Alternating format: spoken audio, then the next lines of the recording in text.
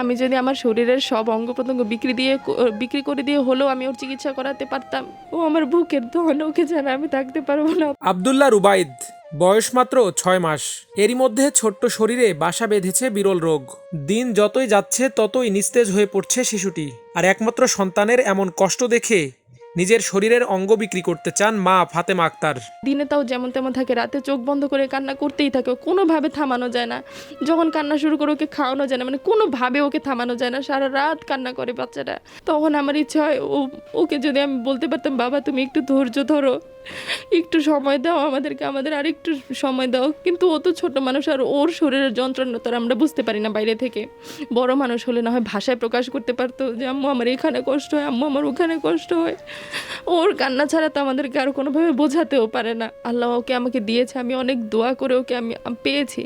আল্লাহ অনেক রহমত আমার জন্য, কিন্তু আমি এটা ভাবতেও পারি না যে ও আমার কাছে নাই। ও আমার বুকের ধন, ওকে ছাড়া আমি থাকতে পারবো না। আপনারা সবার কাছে আমার আকুল আবেদন, একটু সাহায্য করেন। 2024-এর 5 আগস্ট স্বৈরাচার হাসিনার পতনের দিন রাহাত হোসেন ও ফাতেমা আক্তার দম্পতির কোল জুড়ে আসে রুবায়েদ। প্রথম সন্তান জন্মে পরিবারে আনন্দের ঢেউ খেলে, তবে সেই আনন্দ ক্রমেই দুশ্চিন্তায় পরিণত হয়। প্রতিনিয়তই অসুখ বাড়তে থাকে রুবায়েতের। অসুস্থ সন্তানকে নিয়ে বিভিন্ন ডাক্তারের চেম্বার ও হাসপাতালে ছোটেন মা বাবা। এক পর্যায়ে ধরা পড়ে জটিল রোগ বিলেরিয়া অ্যাস্ট্রেসিয়া। ওর 2-3 দিন বয়স থেকেই আমরা চোখের হলুদ ভাবটা প্রথমে দেখি। তারপর অনেকবার হসপিটালে যাওয়া হয়েছে, যেহেতু চোখের হলুদ ভাবটা যাচ্ছে না, তো ওনারা বলেছিল যে আস্তে আস্তে এটা ঠিক হয়ে যাবে, আপনারা রোদে দেন ঠিক মতো। ওই 1 মাস 17 দিন বয়সে আমরা আবার হসপিটালে যাই, একজন প্রফেসরকে দেখাই, ওর কিছু টেস্ট দেয় আবারও। সব কিছু করানোর পর আমরা যখন রিপোর্টস দেখাইতে যাই তখন ওই দিন স্যারকে পাইনি। ওনার পরিবর্তে ওই হসপিটালে ডক্টর এম আর খান শিশু হাসপাতালের আরেকজন ডক্টর রিপোর্টসগুলো দেখে আমাকে বলে যে ওর কোনো সমস্যা নেই। যতবার ডক্টরের কাছে নিয়ে গেছি তো ওনারা প্রত্যেকবার বলেছে যে বাচ্চার গ্যাস্ট্রিকের সমস্যা, আপনারা খাবার খাওয়ানোর পর ঢেকুর তোলাবেন, ওকে খাবার কম খাওয়াবেন। তারপরে আমরা চলে এসেছি, এরপরও ওর কন্ডিশনে কোনো ডেভেলপমেন্টই হয় নাই।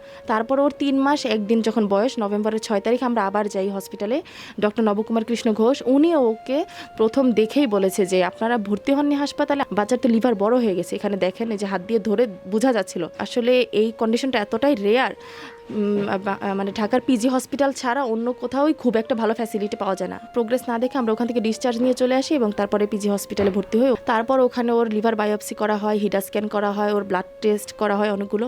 সেগুলো করার পর ওনারা কনফার্ম হয় যে ওর বিলেরিয়া অ্যাট্রেসিয়া হয়েছে। বিরল এই রোগের চিকিৎসার জন্য যেতে হবে ভারতে। এর জন্য প্রয়োজন 60 থেকে 70 লক্ষ টাকা। রুবাইদের মা ফাতেমা আক্তার ঢাকা বিশ্ববিদ্যালয়ের অ্যাকাউন্টিং ডিপার্টমেন্টের শিক্ষার্থী।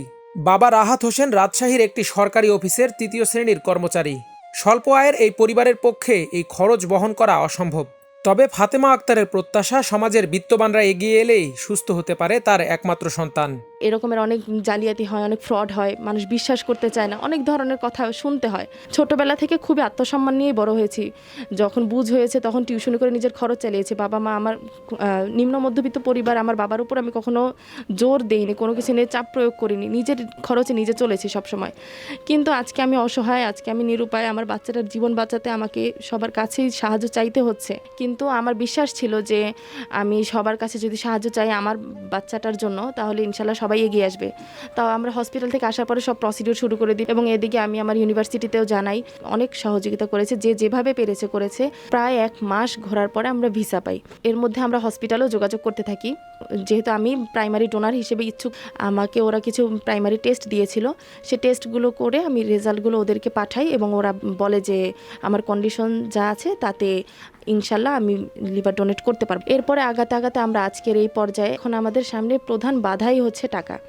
আল্লাহ আমার বাচ্চাটাকে এত বড় রোগ দিয়েছে ঠিকই, কিন্তু আমাকে ওই সামর্থ্য দেয়নি যে এর সমাধান আমি করবো, আমার হাতে ওটা নাই। যদি থাকতো আমি কখনোই কারোর কাছে হাত পাততে যেতাম না। বাংলাদেশে 18 কোটি মানুষ, সবাই 1 টাকা করে দিয়েও যদি সাহায্য করে তাহলে 18 কোটি টাকা। আমার তো এত টাকার প্রয়োজন নাই। আমার আলহামদুলিল্লাহ আপনাদের সবার দোয়ায় 25 লাখ টাকা জোগাড় হয়েছে। এখন যদি আর কিছু টাকা, আর বাকি টাকা যদি ম্যানেজ হয়ে যায়, আমাদের হাতে আর সব ব্যবস্থা হয়ে গেছে, তাহলেই আমরা ওর চিকিৎসাটা শুরু করতে পারি। অসহায় ফাতেমা অসুস্থ রুবায়েতকে নিয়ে বসবাস করেন রাজধানীর গাবতলীর সড়ক ও জনপদ স্টাফ কোয়ার্টারে বাবার ভাড়া বাসায়। ফাতেমার বাবা জাকির হোসেন সড়ক ও জনপদ বিভাগের একজন মাস্টার রোলের কর্মচারী। স্বজনদের প্রত্যাশা, তাদের এই অসহায় পরিস্থিতিতে এগিয়ে আসবে দেশবাসী। আমার মেয়ের চোখের সামনে তার বাচ্চাটা দিনে দিনে মৃত্যুর দিকে এগিয়ে আসছে, আর প্রত্যেকটা মুহূর্তে আমার মেয়েটা নীরবে বয়ে কান্না করতেছে। এ দেখে কোন মা সহ্য করতে পারে? আমার ভিতরটা কতটা যে যন্ত্রণা আমি কাউকে কখনো বুঝাইতে পারবো না।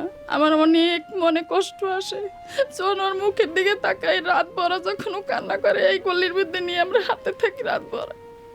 যখন এই জিনিসটা আমি শুনতে পাইছি তখন মনে করেন আমার ভিতর অর্ধেক মরে গেছে। আল্লাহ আমার মেয়েটার মুখের দিকে তাকায় যেন ওরে রাইখা যায় দুনিয়াতে, এটাই আমার চাওয়া, আর কিছু না। খরচ অনেক বেশি হয়ে যাওয়ায় তারপরে আমরা সোশ্যাল মিডিয়ায় কিছু পোস্ট করা হয়, ওখান থেকে কিছু আমরা সাহায্য পাওয়ার পরে ওইখান থেকে আমরা কিছু মানে আগানোর চেষ্টা করছি। এছাড়া আমাদের পারিবারিক দিক থেকে আমরা আমাদের যা সঞ্চয় ছিল এগুলোর দিক থেকে আমরা চেষ্টা করছি। ভাগিনাটা ও তো আসলে অবুঝ, তো এইটা যেন ও যেন আল্লাহ যেন ওকে রেখে যায়, আমরা ওইটার সম্পূর্ণ চেষ্টা করছি। প্রতিবেশীদের প্রত্যাশা, সকলের সহায়তায় সুচিকিৎসা নিয়ে সুস্থ হবে ছোট্ট রুবায়েদ। আনন্দ ফিরবে পরিবারটিতে।